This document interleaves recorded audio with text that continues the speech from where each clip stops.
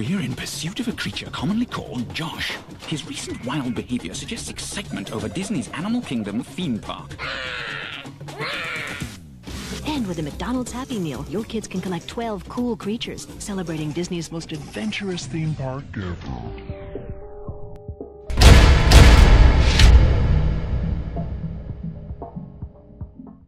Now, by popular demand, we decided to make another Unbuilt Disneylands video. We already talked about these lands in other videos, but because you asked it, and because it is important that we mention them, here are 5 more Disney Unbuilt lands.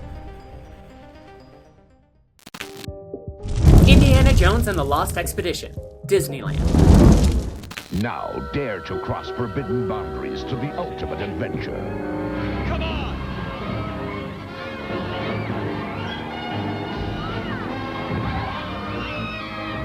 It's more than a ride.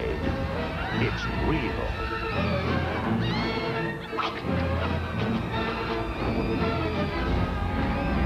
Now your fears have a name.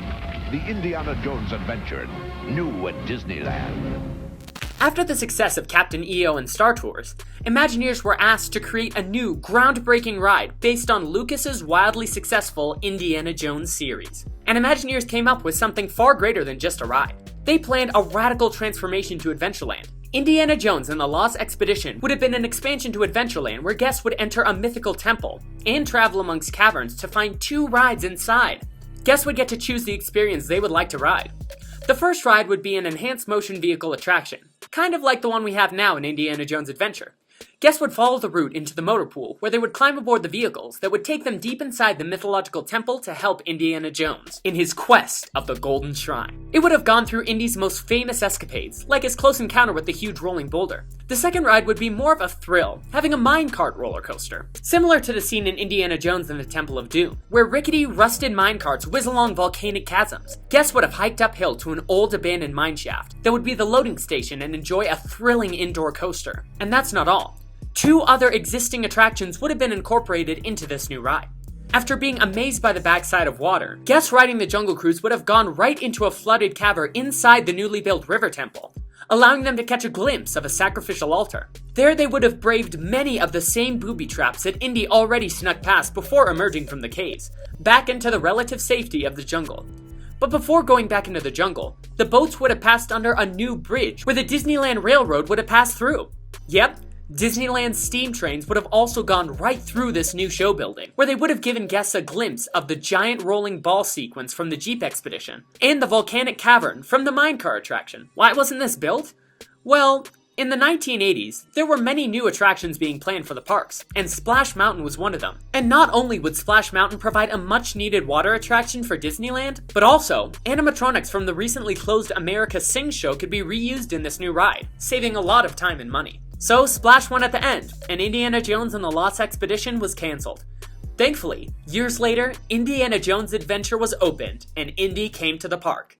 Dumbo Circus Land, Disneyland. Walt always loved the idea of the circus. He actually loved it so much that he created the Mickey Mouse Club Circus, but this circus was a total mess. So Dumbo Circus Land came into the picture. Designed by Imagineer Tony Baxter, Dumbo Circus Land was going to be located where Mickey's Toontown is now. This land would not only be home to Dumbo, but to the many Disney characters that didn't quite fit into the regal elegance of what Fantasyland is. The entrance would be filled with colorful banners and flags, and inside, Dumbo the Flying Elephant would be relocated on top of a raised platform, kind of like the original Astro Orbiter. Also, the Casey Jr. Circus train would have been relocated to this new land, where it could fit in better than where it was. And not only that, but 3 new dark rides were planned for this land. The first would be Mickey's Mad House, which was described as a thrilling dark ride, where we would see clips of old Mickey cartoons in 5 or 6 different scenes, and there'd be a fun music track with Goofy playing a washboard. The next ride was going to be Pinocchio. This was way before Pinocchio's daring journey opened in Fantasyland, so the dark ride was planned for Dumbo Circus Land instead of Fantasyland, where it eventually opened. The third ride was the coolest by far. Circus Disney was planned as a major ride-through attraction featuring lots of favorite Disney characters brought to life by animatronics. Each of these characters would have their very own circus act. The first part of the ride would be the Wild Animal Menagerie, where characters like King Louie and Shere Khan would be. Then, there would be an amazing slideshow featuring the amazing flying Dumbo, 9th wonder of the world. Horace Horsecollar, the one-man rubber band, and the Reluctant Dragon, Fire Eater, all at their own stand. Finally, we would pass through Clown Alley, and then into the Big Top, where there would be an on-show stage as part of a 3-ring show, featuring some daredevil acts like the Flying Goofies. But sadly, as much as Imagineers tried to convince Disney executives that Dumbo Circus Land was a necessary and wise investment, they never could. And so Dumbo Circus Land was gone. Tomorrowland 2055, Disneyland. As we know, Tomorrowland was a land that promised to show a glimpse into the future. But this is hard when the future keeps catching up. So Tomorrowland has had some refurbishment over the years, as rides keep getting outdated. One of the planned refurbishments was Tomorrowland 2055. This new Tomorrowland was supposed to be a timeless land because it was a vision of the future that would never come true. It would take place on Disneyland's 100th birthday, and it would be an intergalactic alien spaceport where aliens and humans would live together.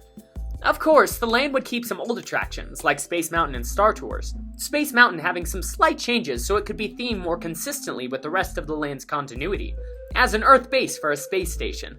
The Circle Vision Theater would be host to a new animatronic show called The Timekeeper, in which a scientist played by Robin Williams sends his robotic assistant back in time to collect the story of civilization. The empty Carousel Theater where America Sings used to be would be redesigned to resemble a landed alien spacecraft that belonged to PT Quantum. Walking into it, you would be welcomed into Plek 2's Intergalactic Review, where we would be introduced to a lovable cast of intergalactic aliens. And next door, in the theater where Mission Mars used to be, the best ride ever would have come to life. Extraterrestrial Alien Encounter would debut in Tomorrowland 2055. Yep. Our favorite terrifying ride was planned for Disneyland. A new parade called the Light Keepers would have replaced the Main Street Electrical Parade. An announcement would be made through the park saying that a strange flying object had been spotted over the park. Then, fireworks, projections, and sound effects would signal a spacecraft hovering above the park, and it would appear to be landing just outside Main Street, USA. After a few moments, the gates of the backstage area would swing open and a race of tall, elegant aliens would walk to the parade route with brilliant lights and designs on their floats. What happened? Well, the same thing that happened to many Disney projects around this time. The failure of Euro Disney. This financial disaster made the Walt Disney Company put a stop to all creative projects. This didn't mean that Tomorrowland wouldn't get a refurbishment, but it was pretty underwhelming. It ended up being the same old land, repainted from bright whites and clean lines to dark browns and coppers. Space Mountain was changed, but only from the outside, because the inside of the mountain remained the same.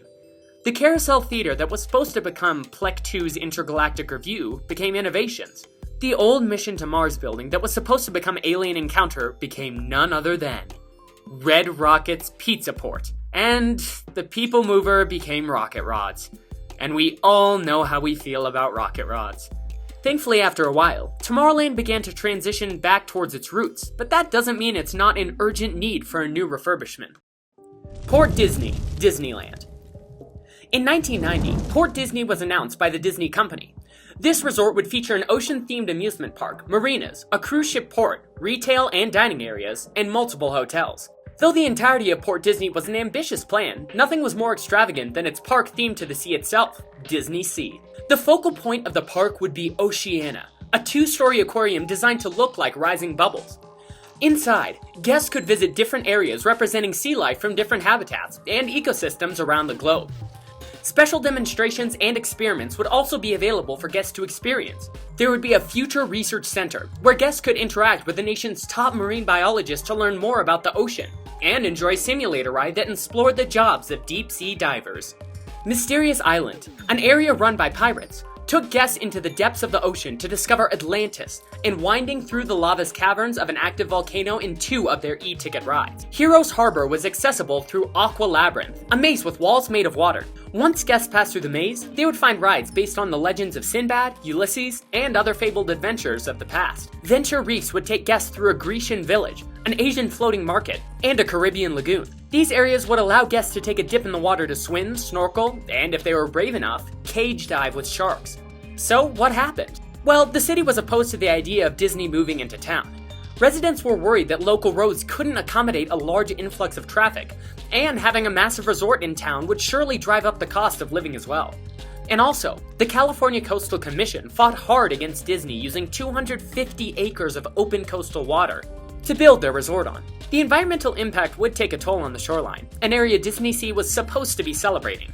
The backlash was too much, and Disney decided to cancel Port Disney. But not all was lost. Back in 1988, Oriental Land Company decided it wanted to build another park in Tokyo. This expansion to the resort was initially planned as a studios park, similar to the one in development for Walt Disney World. After plans were scrapped for Disney Sea in California, those ideas were recycled for a unique park in Tokyo. Tokyo Disney Sea was given a budget of $4.5 billion, and it resulted in arguably the best Disney park in the world. So even though Port Disney was not land, we thought it was important to add it to the list, seeing as it had many amazing lands inside the resort that were never built. Beastly Kingdom, Animal Kingdom. First came the Magic Kingdom, then Epcot, then Disney MGM Studios, and now...